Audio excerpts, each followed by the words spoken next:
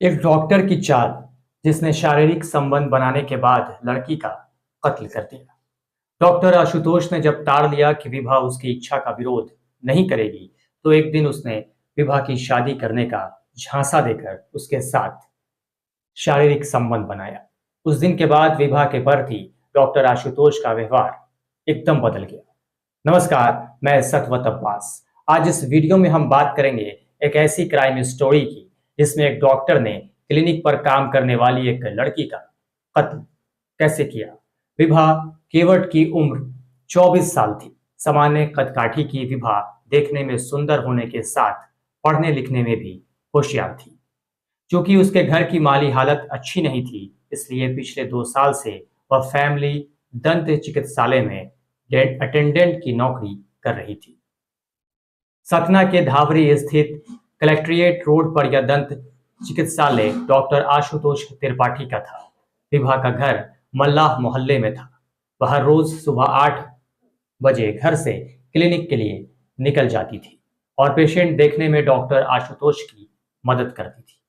दोपहर में वह लंच करने के लिए घर लौटती। लंच के बाद फिर वापस क्लिनिक में लौट आती थी। रात के 8 बजे डॉक्टर आशुतोष त्रिपाठी क्लिनिक बंद करके कार से पहले विभा को उसके घर छोड़ता, फिर अपने घर जाया करता था। यह विभा की रोज की दिनचर्या थी। नौकरी में अपना अधिकतर समय देने के बाद भी विभा पढ़ाई के लिए समय निकाल लेती थी। उसका सपना एलएलबी करके वकील बनने का था। वह एक प्राइवेट कॉलेज से एलएलबी कर रही थी। चूंकि घर की हालत सही ना होने के कारण वह अपनी पढ़ाई के खर्चों को पूरा करने में असमर्थ थी, इसलिए पिछले 2 सालों से वह इस क्लिनिक में नौकरी कर रही थी। वह अपने काम से खुश थी और जिंदगी सामान्य धड़े पर चल रही थी। वह रोज की तरह घर से ड्यूटी पर गई थी। दोपहर के समय वह घर आई और लंच करके वापस ड्यूटी पर लौट गई। उस रात करीब 9 बजे तक वह घर नहीं लौटी, तो उसके पिता राम नरेश केवट और माँ रमरतिया की आंखों में परेशानियों के बादल घुमड़ने लगे। उसका मोबाइल फोन भी स्विच ऑफ था। उनके मन में तरह तरह के बुरे ख्याल आ रहे थे। रात भर इंतजार के बाद सुबह भी विभा घर नहीं लौटी, तो क्लिनिक खुलने के समय दोनों डॉक्टर से मिलने उसके क्लिनिक जा पहुंचे। डॉक्टर आशुतोष क्लिनिक में पेशेंट देख रहे थे। बुरी तरह परेशान राम नरेश केवट ने जब डॉक्टर आशुतोष से बेटी के बारे में पूछा, तो उसने विभा के घर नहीं पहुंचने पर हैरानी जाहिर करते हुए कहा कि कल शाम विभा ने उससे पगार के 6,000 रुपए लिए और कुछ जरूरी काम से बाहर जाने की बात कहकर चली गई थी। लगता है उसने कहीं दूसरी जगह काम पकड़ लिया है। चिंता न करो, वह कुछ दिन में खुद ही घर वापस लौट आएगी। डॉक्टर आशुतोष ने विभा के घर वालों को ऐसी ही जानकारी दी थी। राम नरेश और रमरतिया वहां से घर लौट आए और बार बार विभा के मोबाइल पर कॉल कर उससे संपर्क साधने की कोशिश करते रहे, लेकिन बीती रात से ही उसका मोबाइल स्विच ऑफ था और घर वालों से उसका कोई संपर्क नहीं हो पा रहा था। राम नरेश ने अपने सभी रिश्तेदारों से फोन कर पूछा, लेकिन निराशा ही हाथ लगी। बाद में राम नरेश ने फिर डॉक्टर आशुतोष त्रिपाठी से विभा के बारे में पूछा, तो उसने बताया कि विभा ने उसके यहाँ से नौकरी छोड़ दी है। वह तुम लोगों से नाराज है और किसी दूसरी जगह पर कमरा लेकर रहने लगी है। उसने अपना फोन नंबर भी बदल लिया है। विभा ने यहाँ वहां पर विभा ने कहां पर कमरा लिया है, इसकी जानकारी उसे नहीं है। बेटी के अलग रहने की बात राम नरेश और अमृतिया के गले से नहीं उतर रही थी। फिर भी उन्होंने बेटी की तलाश में शहर का चप्पा चप्पा छान मारा, लेकिन उसका पता लगाने में नाकामयाब रहे। किसी की समझ में नहीं आ रहा था कि उसे जमीन निगल गई या आसमान खा गया। दरअसल विभा के माता पिता को ऐसा लग रहा था जैसे डॉक्टर को विभा के बारे में जानकारी है और वह शायद बाद में विभा के बारे में उन्हें सब बता देगा। लेकिन डॉक्टर आशुतोष से बार बार पूछे जाने पर भी कोई संतुष्ट जवाब विभा के घर वालों को नहीं मिल रहा था। विभा की तलाश करते करते 1.5 महीने गुजर जाने के बाद भी जब उसका पता नहीं चला, तो रमरतिया ने 1 फरवरी 2021 को धवारी की सीटी कोतवाली में बेटी की गुमशुदगी की रिपोर्ट दर्ज कराई और पुलिस अधिकारियों से उसे तलाश करने की गुहार लगाई। सिटी कोतवाली इंस्पेक्टर अर्चना द्विवेदी ने 24 वर्षीय युवती विभा केवट के गायब होने के मामले में गंभीरता दिखाई व इसकी जांच में जुट गई। इंस्पेक्टर अर्चना द्विवेदी ने विभा के माता पिता से उसके गायब होने के बारे में विस्तार से पूछताछ की तो उन्होंने बताया कि 14 दिसंबर की सुबह विभा डॉक्टर आशुतोष के क्लिनिक में ड्यूटी पर गई थी, जहां डॉक्टर के अनुसार उसने शाम तक ड्यूटी की। इसके बाद वह डॉक्टर से 6,000 रुपए लेने के बाद कहीं दूसरी जगह रहने चली गई। उसने अपना मोबाइल नंबर भी बदल लिया है। यह जानकारी मिलने के बाद इंस्पेक्टर अर्चना द्विवेदी ने डॉक्टर आशुतोष त्रिपाठी को कोतवाली बुलाकर उससे विभा केवट के बारे में पूछताछ की। थोड़ी पूछताछ के बाद डॉक्टर आशुतोष को घर जाने की इजाजत मिल गई, लेकिन डॉक्टर के बार बार बदले बयानों को लेकर इंस्पेक्टर अर्चना द्विवेदी को उस पर संदेह हो गया था।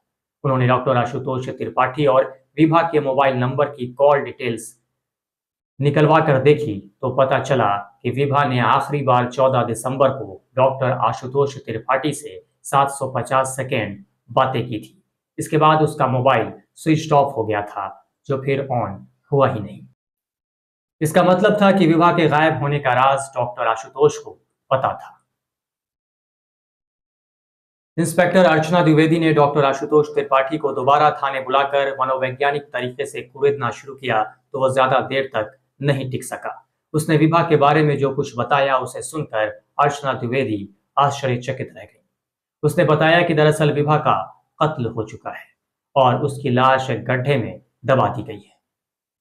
कत्ल की बात पता चलते ही इंस्पेक्टर अर्चना द्विवेदी ने डॉक्टर आशुतोष को गिरफ्तार कर लिया और इसकी सूचना सतना के एसपी सिटी विजय प्रताप सिंह को दी। 20 फरवरी 2021 शनिवार के दिन को एसपी सिटी विजय प्रताप सिंह, तहसीलदार अनुराधा सिंह, नायब तहसीलदार हिमांशु भलवी, यातायात थाना प्रभारी राजेंद्र सिंह राजपूत और इंस्पेक्टर अर्चना द्विवेदी आरोपी डॉक्टर आशुतोष के साथ घटनास्थल पर पहुंचे, जहां पर विभा की लाश एक गड्ढे में दबी थी।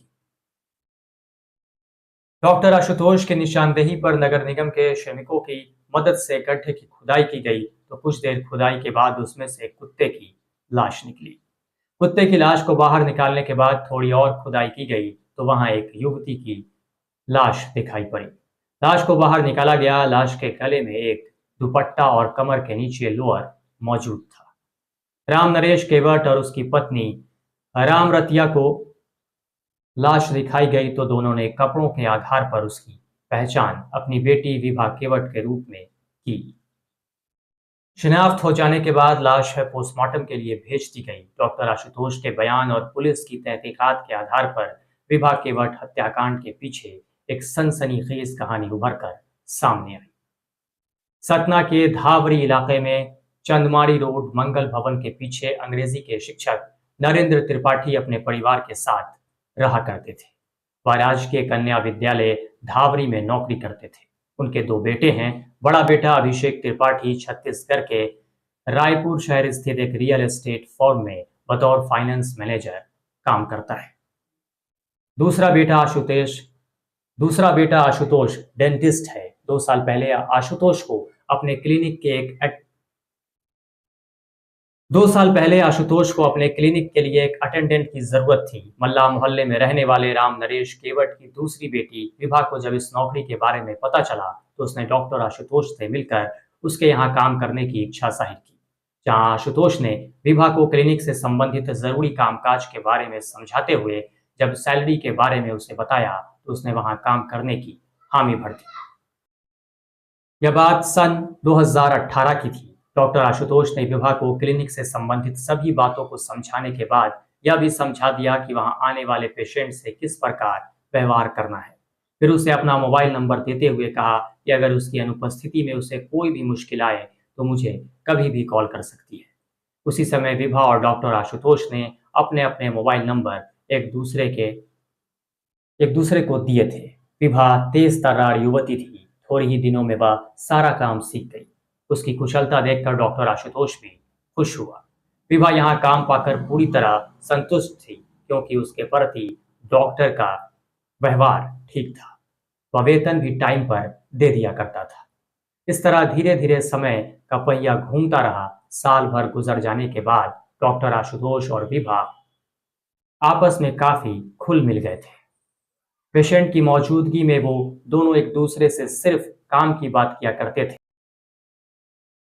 लेकिन जब वहां कोई नहीं होता था तो वे हंसी मजाक से लेकर दुनिया जहान की बातें करते थे।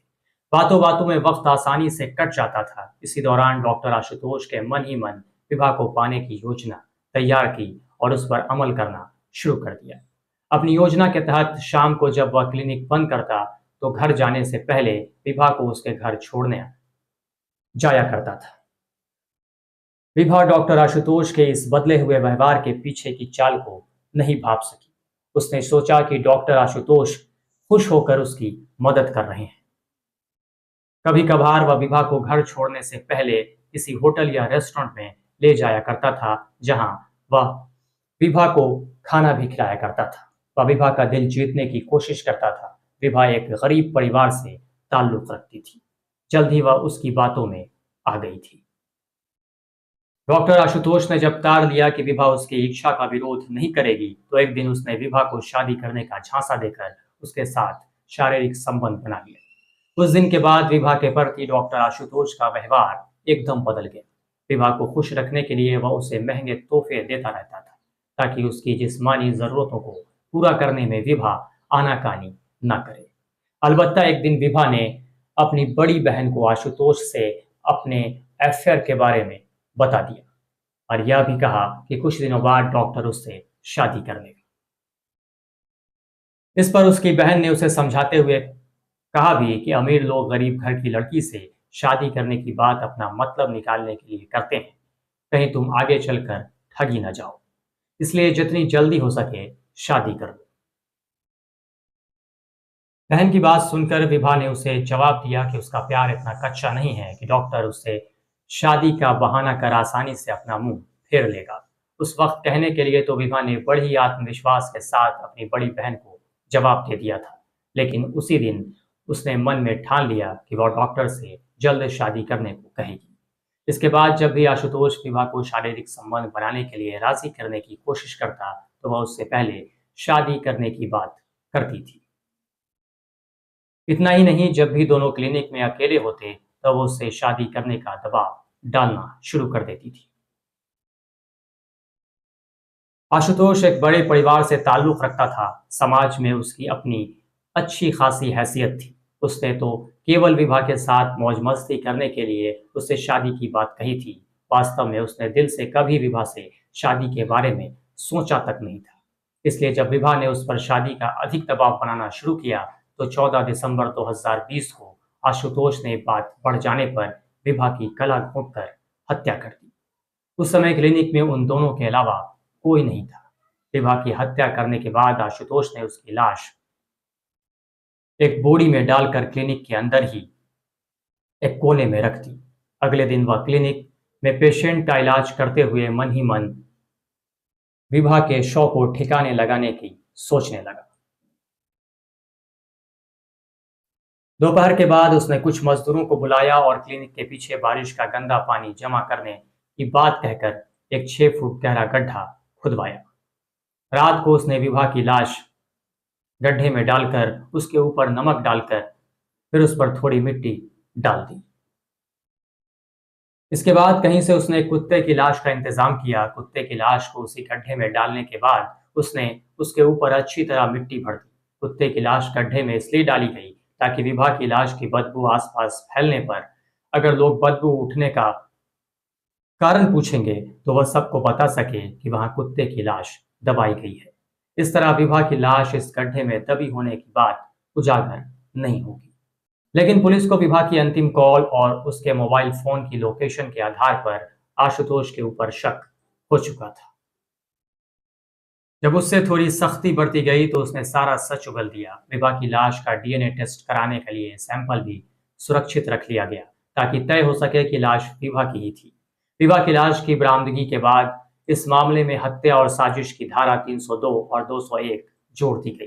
पुलिस ने आशुतोष त्रिपाठी से पूछताछ करने के बाद उसे गिरफ्तार कर सतना की अदालत में पेश किया, जहां से उसे न्यायिक हिरासत में भेज दिया गया। इस वीडियो में फिलहाल इतना ही। अगले शुक्रवार को हम फिर एक नई क्राइम स्टोरी के साथ हाजिर होंगे।